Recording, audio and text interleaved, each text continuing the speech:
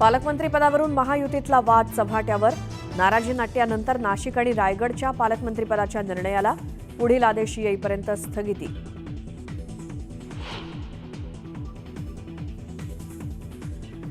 पहाटेचा शपथविधी हे अजितदादांविरोधातलं षडयंत्र. राष्ट्रवादीच्या अधिवेशनात धनंजय मुंडेंचा गौप्यस्फोट.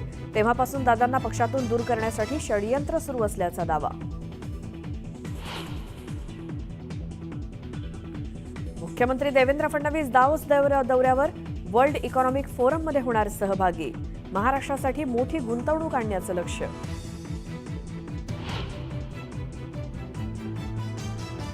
संतोष देशमुख आणि सोमनाथ सूर्यवंशींच्या न्यायासाठी अकोल्यात आज जनआक्रोश मोर्चा.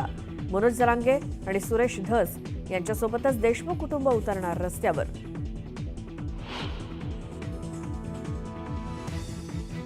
संतोष देशमुख हत्या प्रकरणातील आरोपी वाल्मिक कराडच्या जामिनावर आज होणार सुनावणी.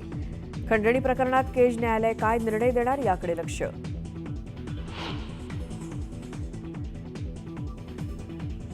सैफवरती हल्ला करणाऱ्या आरोपीला पोलीस पुन्हा नेऊ शकतात त्याच्या निवासस्थानी. तो प्रसंग रिक्रिएट करून अनेक अनुत्तरित प्रश्नांची मिळू शकतात उत्तरं.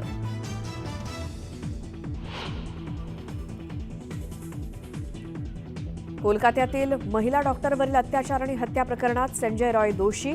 आज सुनावली जाणारी शिक्षा फाशी की जन्मठेप होणार याकडे लक्ष.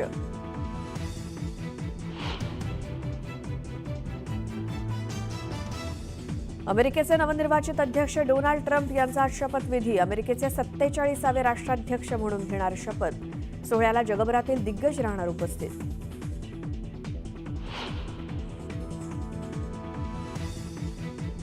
रिलायन्स समूहाचे चेअरमन मुकेश अंबानी आणि नीता अंबानी यांनी घेतली डोनाल्ड ट्रम्प यांची भेट.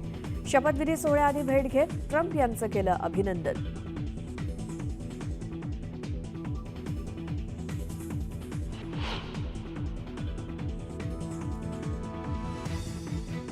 खो-खोच्या पहिल्या विश्वचषकावर भारतीय महिला आणि पुरुष संघानं कोरलं नाव.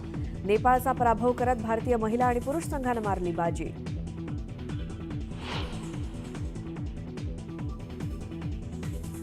आणि अभिनेता करणवीर मेहरा ठरला बिग बॉसच्या 18व्या पर्वाचा विजेता, तर विवियन डिसेनाला उपविजेतेपद.